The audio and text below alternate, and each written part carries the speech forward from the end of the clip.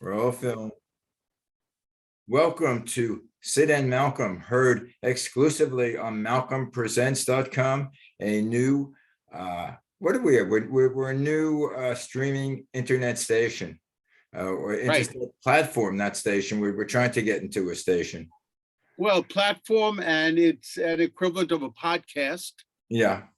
And we are streaming to whoever wants to stream with us. That's a beautiful thing. Yeah, well, I was just reading. I haven't read the article, but in Sumer over here, they just opened up another streaming facility for the networks. So I think this is becoming a big thing, streaming. Yeah, and it's a way of doing productions at low cost Yeah. with high content, which is what we are looking for. Yeah, and basically what you really need is editing. Especially this is sort of it's a reality show, unscripted. Correct. What you hear is what you get.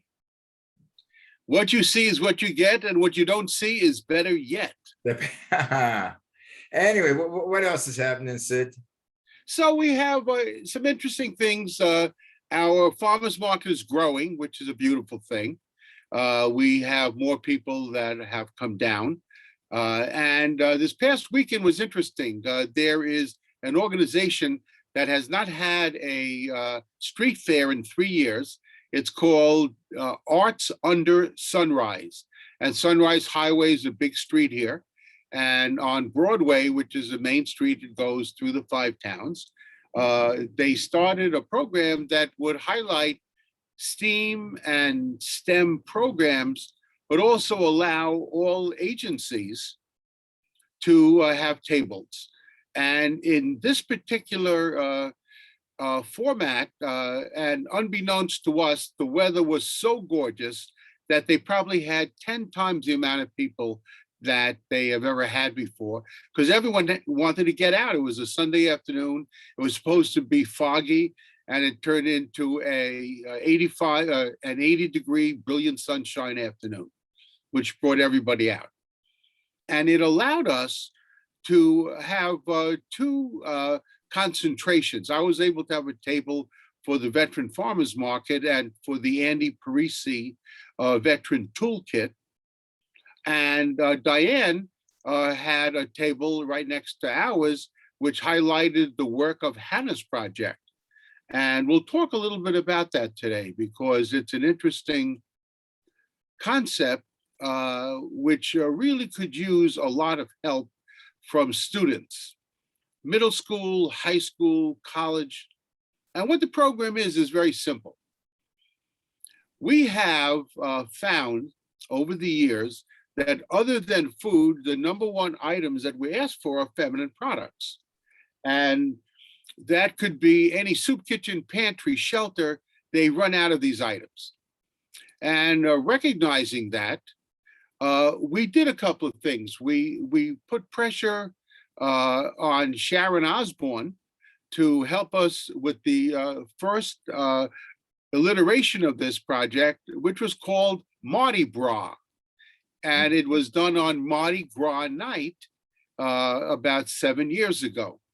And Sharon tweeted about it, and we had over 200 women go to Los Angeles to the Sofitel Hotel in Beverly Hills. And admission was really interesting. Women were encouraged to wear only bra tops, and we had fabulous bra tops. Men were invited but didn't show up, but 200 women came in bra tops. I was not invited. And you could have been there if we could go back in time. And each one was asked to bring a product of what they use, an extra product. And we asked a couple of the agencies that handle at-risk women to come and collect these. And it turned out to be over 600 boxes were donated.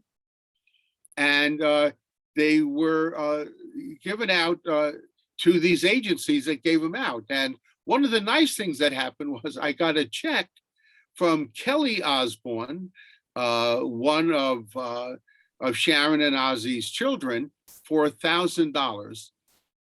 And that paid for close to 100 boxes. So we had, just great support, and it grew over the years. And we did one in New York at Brooklyn Bowl, also a Mardi Gras night.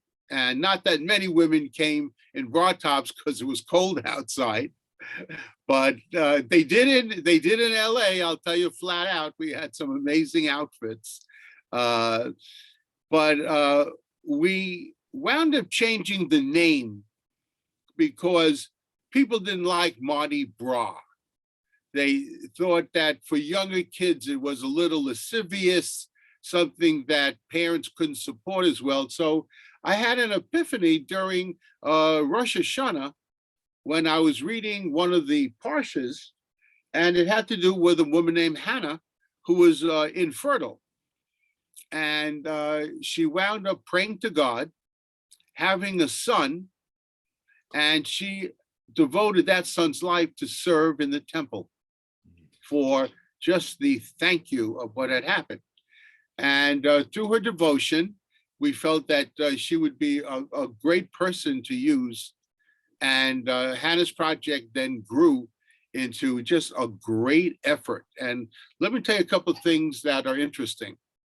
In New York State, and this was our influence and others, there has been a state mandate that every middle school and high school in New York State is required to have feminine products for at-risk children in their schools. The sad thing is that there was no money connected to this. So they said, you have to have it, but they did no funding for it. So Hannah's project really fit the bill because I'll give you an example. 2 years ago, I did my first talk to a group of Lynbrook High School's student leadership, their student council, about 100 kids. And they came and they heard me speak, and we had some other people there for Rock and Wrap It Up. And basically, it was a very simple request. The first thing is that you want women to have dignity and not have to ask for these things. And number two, we want to have it in a location that anyone could access it without having to ask for it.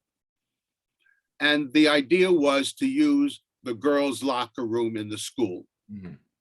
And the people in the school, the girls, and some boys donated money, but it was mainly girls, decided that each month they would purchase one extra box or whatever product they used, put it in the girls' locker room, and not make a big deal out of it. And then through word of mouth, word got out that feminine products were in the girls' locker room, and the problem was solved without having to make big hoopla, without having to go to a school board, without having to raise money.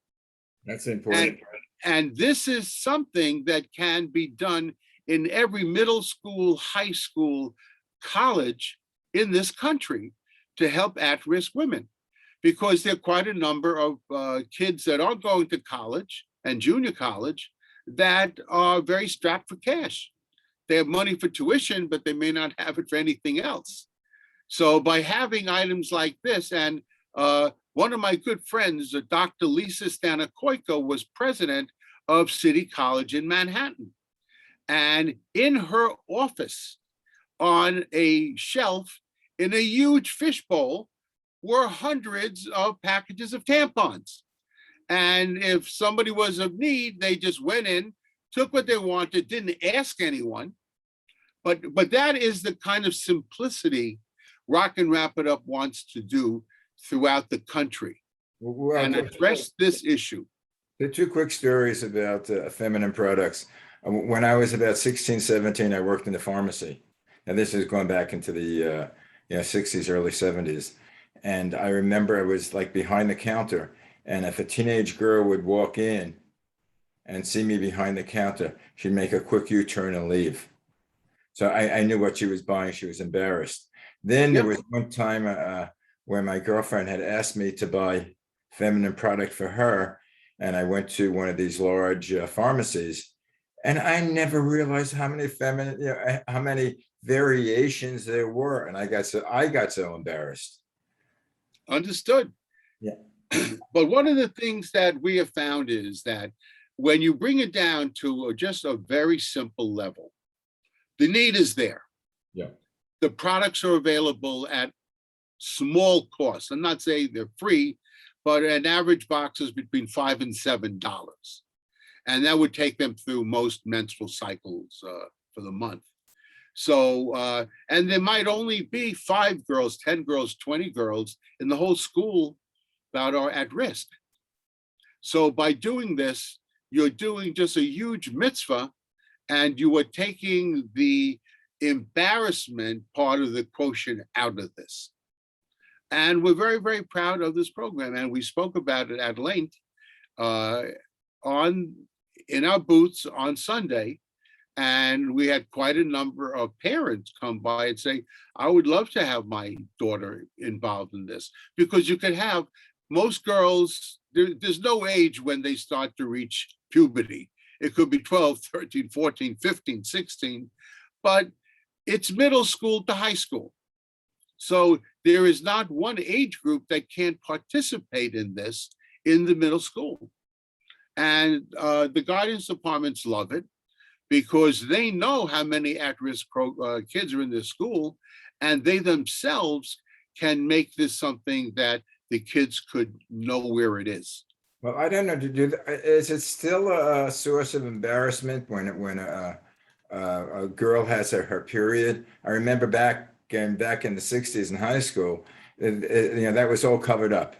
I don't know now whether I could tell you, raising three of our 5 children, and the first 3 were daughters.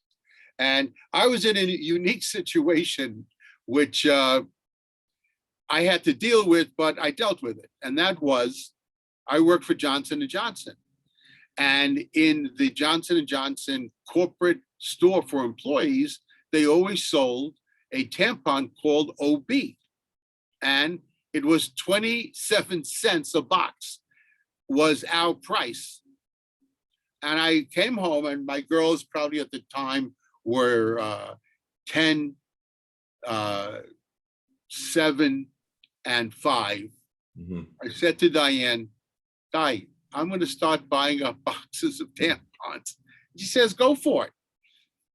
Malcolm, I bought over 700 boxes of tampons over 5 years. Each time I would go to the headquarters, which was in New Brunswick, New Jersey. I'd go to the corporate store. I would buy 20 boxes at a time. I just put them away. And as each girl reached puberty, Diane did not give them a choice. They had to use OBs.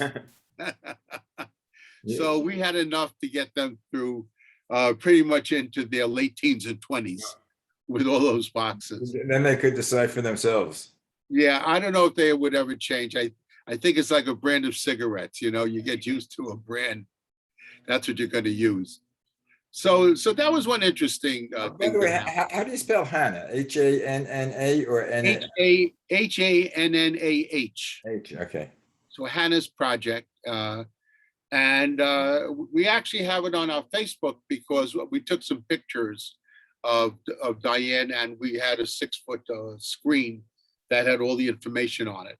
And we have a postcard that we give out that has Hannah's project information on it. And it's something that, as an anti-poverty think tank, once we found this out, it was so important. And we also have information for people that are not in New York State. We have the actual law, the New York State law, that says that schools must supply these items. Mm-hmm. And I'm going to probably put that on our website again, so that people could use this and replicate it in other states. We would love to be an advocacy project where, since New York State already does this, I don't know if all other states have this mandate that their public schools have to supply these items. Okay, if some people listening that are outside of New York, which I think most of our audience is, how do they contact Hannah's project? What So the, they could go to our website, rockandwrapitup.org. Hannah's project is very prominent on the site. They could call our office, 516-295-5686, and speak to Diane. Uh, and Diane could fill them in on the information. If they reach out to me, I could send them information on Hannah's project, Syd Mandelbaum at att.net, Syd Mandelbaum at att.net, and we could send them information on Hannah's project and on the New York State legislation that has been passed that hopefully could be emulated in other states. uh-huh. Now, are your products donated or you guys have to pay for it? Almost everything has been donated to Donated. us. Are you, And is Johnson & Johnson still making OB? yes, they are, and we're giving them a shout out at this point in time. I don't know how many other J&J employees did what I did, but I'm sure I'm not the only rooster in the hen house. How many products are there? Because I know, as I say, when years ago when I was looking to buy it, I was sort of inundated with the amount of Right. products. You know what? There are so many products depending on what the uses are. Without, being blunt, some girls do not want to use a tampon. They want to use a pad. There are dozens of manufacturers that are out there, and they're all done. We had an interesting thing done. We had a feminist group contact us about 5 years ago when we first launched Mardi Gras to offer us menstrual cups. And and these were environmentally sound products, instead of using paper products, cutting down trees, they actually had a cup that would be inserted and that would capture the blood. And women would not have to use a tampon or a pad. And they offered us hundreds of these. And once I spoke to the kitchens, pantries, and shelters, they informed me that they don't think this would be a difficult sell for any of their women, because so many of the women had hygiene issues to start with, many of the homeless, and this was not a product that would add to the ease of operations of the other products that were out there. But I have no problem speaking about this. Some men do, but because we saw how huge a need was throughout the whole country for this, there have been parties set up. There's a group in Denver that at the gym, they did a collection and that went to schools in the Denver area. We had a gym here called the Atrium Hollywood Club. They constantly had a collection box, and women would just put boxes in there, and every month they were brought out to us and we donated them. And we know other women. I'll tell you what school, Cooper Union in New York, had a couple of alumni, a girl named Kelly Ochuzio Zach, and she reached out to the Alumni Association, and they did a Mardi Gras project at Cooper Union, where admission was a box of feminine products. So these are things that I hope, will have a great audience. We're giving great suggestions. It's not difficult to do, obviously, but it needs coordination and it needs the support of the school districts. Many schools, Malcolm, don't even know that they're supposed to supply these items by New York state law. Wow, yeah, that I hadn't. Well, I don't know the New York State law, but that I hadn't heard of. This is still a topic of I don't know if it's embarrassment, but it's not. Makes women different than men, sort of. It's sort of like and I think in a negative way. It's sort of like you always hear, a woman has a period, don't talk to her because she's, Well, that was all men. That was all men taking advantage of it.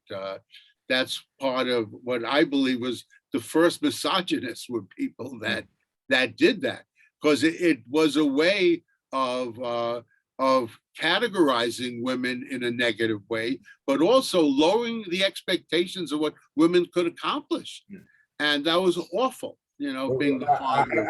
I was just reading an article, and I don't know what group it was, but wanted to get an extra day or two vacation for a woman during that time of the month, which a lot of women groups were irate about. Right. Because Because, again, it denigrates them. right. And we are part of the group that want to have as much of an experience of a positive nature in schools. And one of the issues that we found over the years, and I will tell you something very interesting, not in our country, but I have a friend of mine, John Kluge, who's on our board and worked with us about 15 years ago. John Kluge or John Flugie? Kluge with a K. Is he the one that owned Metro Media? Yeah, that was his father. The father, okay. I used to work for Senior. I mean, he didn't know me. I worked for WNEW TV. Oh, sure. John's father owned that for many years. Right. So John joined an organization that put porta potties in remote places in India. And the reason for it was, sad, but great that it was being done. When girls reached the age of 12 in a lot of underdeveloped countries, they would stop going to school because they had no way of changing their tampons or feminine products. They didn't have bathrooms. So by having a porta potty, you're giving a person, especially a girl, a place that she could change. And John put thousands of porta potties throughout India. Yeah, they should do something with public restrooms in this country, especially now with the homeless, because as I understand, they defecate in the street or urinate in the street, and because there's no place to go, because you go to any of the restaurants, they don't let you look homeless, forget about it. They don't let you in. I mean, sometimes when I have to go, and I go to a gas station, they say, well, you have to be you have to pay because you have to be a client. And I can imagine the homeless, and this is a force of nature. When you got to go, you got to go. Absolutely. And we would love to see funding put in place for this.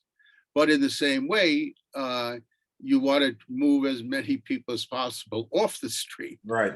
For so many reasons. And but you could see why people, especially if there are these tent cities that are on the edge of business communities, and it just makes for just a horrible environment. What I was thinking the other day, and I was seeing some sort of documentary on the end of World War II, the government built Quonset huts. Sure. To house the GIs that were coming back, and the families. Why can't they do that now for the homeless? That's a great question. It has to do with the same reason why they don't want to go into city-run shelters, because there's no security. But I'm not. But it seems like the citywide shelters more have to do with the homeless men. I Not don't necessarily, no.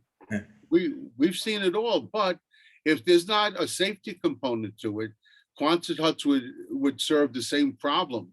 I was in a community that had Quonset huts. Canarsie had a base, and from the mid 40s, we moved in there in 55. that was The war. That was Floyd Bennett, right?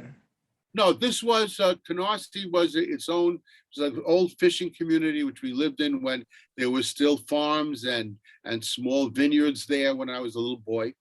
But we had Quonset huts, and there were still military people living in the Quonset huts 4 blocks from my house. And there was probably about 50 different huts, which probably housed 1,000 people.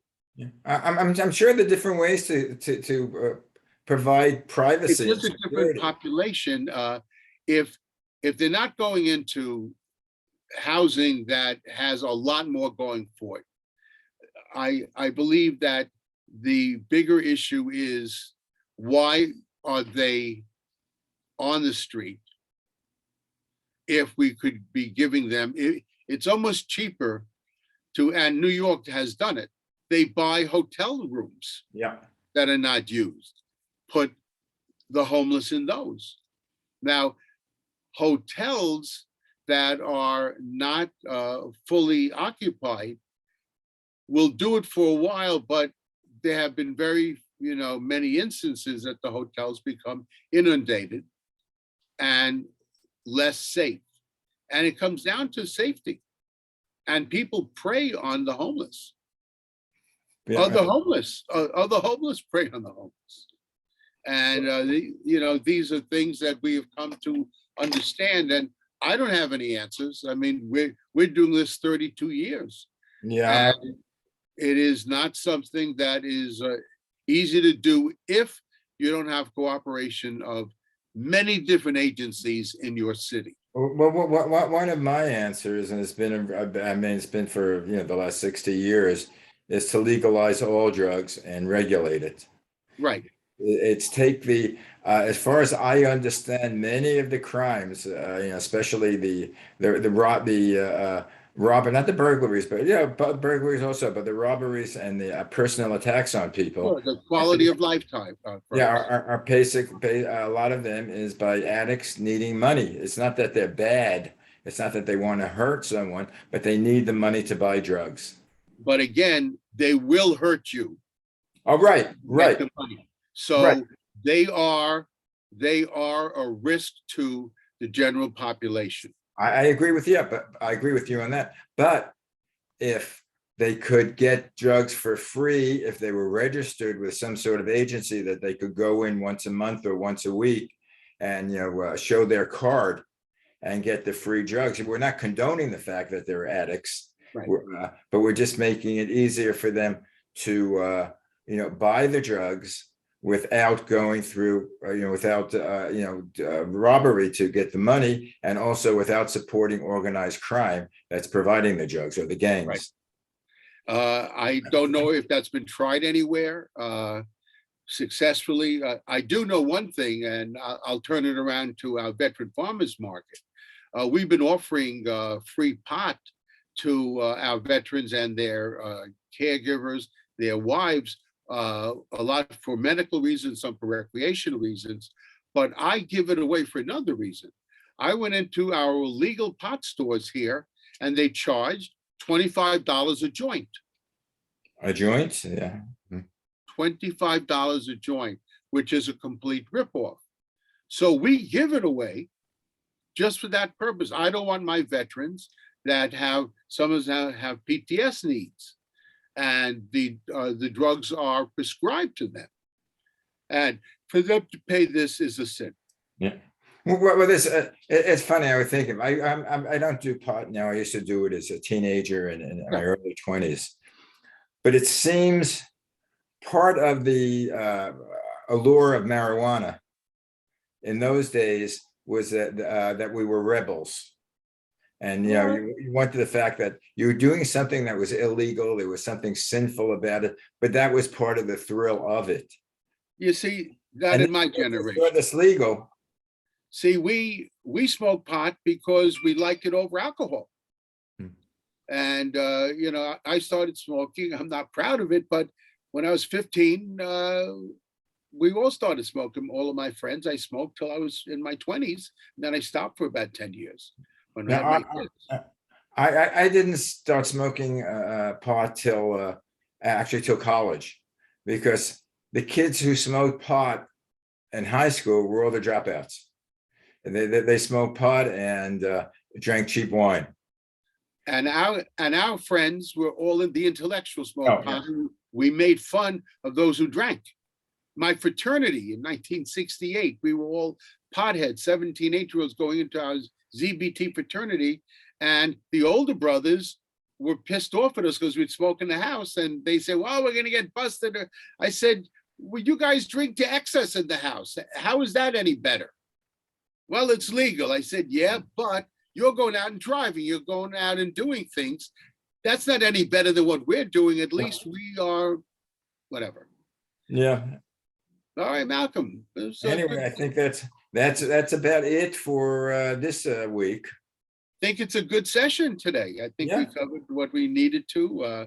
I'm glad we're able to talk about Hannah's project, and maybe we will get some people interested in that. Yeah, you get involved. Do you go to the? Are you working with the legislation with the different states to try to get Not that yet. involved with public schools? But we want to get kids to do that. That's an advocacy project we want to do with students, Mhm. and we'll call it the Rock and Wrap It Up Act. Do you? Well, yeah, I guess We have an advocacy arm. We've gotten laws passed. We had the Federal Food Donation Law Act passed in 2008. We got the New York State and the Tennessee State Food Donation Acts passed in the last couple of years.